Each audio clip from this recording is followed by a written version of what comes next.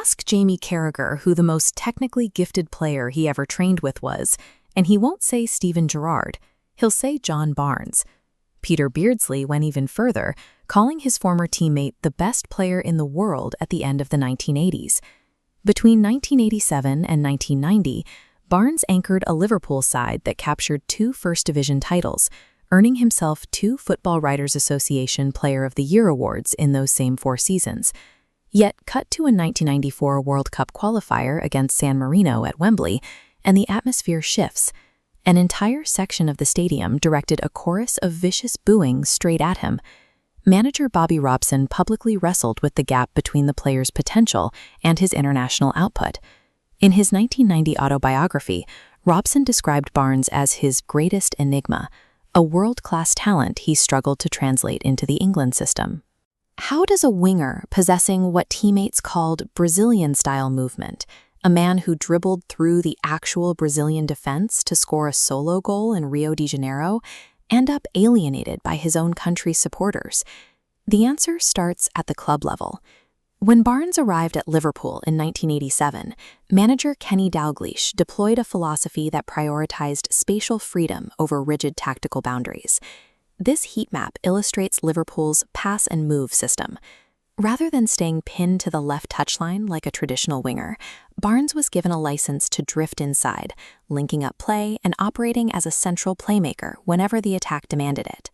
That fluidity yielded results. Supplying a relentless stream of chances for striker Ian Rush, Barnes also found the space to score 22 league goals himself from the left wing in 1990.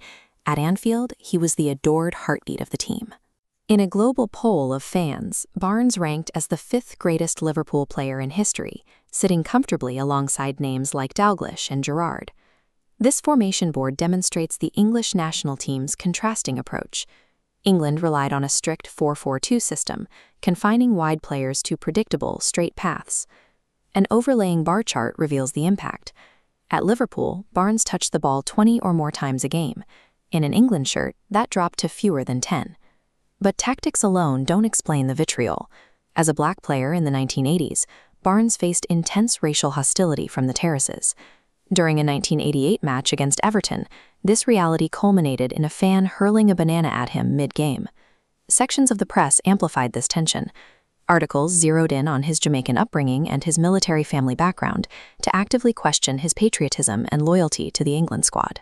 Labeling him an enigma placed the burden of performance entirely on the player, overlooking an English system that struggled to accommodate his technical complexity and cultural background.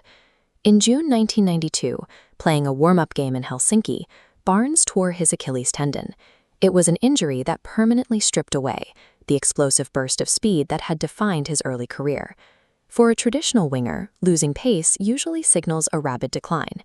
Barnes opted instead to completely reinvent his game, transitioning into a deep-lying central midfielder.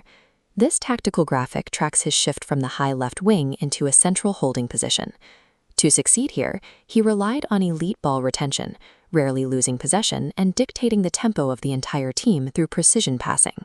Barnes mastered this new role so effectively that he eventually took over the Liverpool captaincy, proving his value was built on technical intelligence rather than raw physical gifts.